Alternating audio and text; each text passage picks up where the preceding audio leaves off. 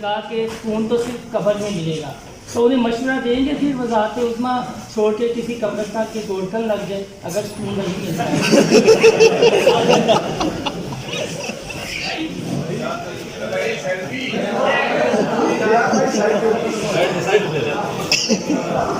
میرا خیال ہے کہ قبر میں سکون کی بات کی اس نے تو وہ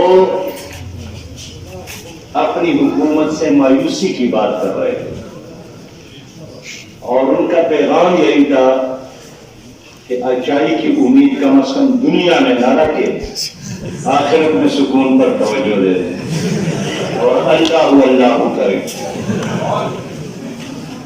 ریاست آرمی ایکٹ کی منظوری کے بعد ہم نے یہ دیکھا ہے کہ پنڈ کے چودھریوں سے سب نے، ساری جماعتوں نے پنڈ کے چودھریوں سے ہاتھ ملایا ہے، تو آپ بھی پنڈ کے چودھری سے ہاتھ ملا کر اقتدار کیوں نہیں لے لیتے؟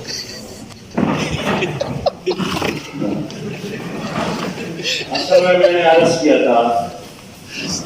کہ پیپل پارٹی اور مسلم لیگ نے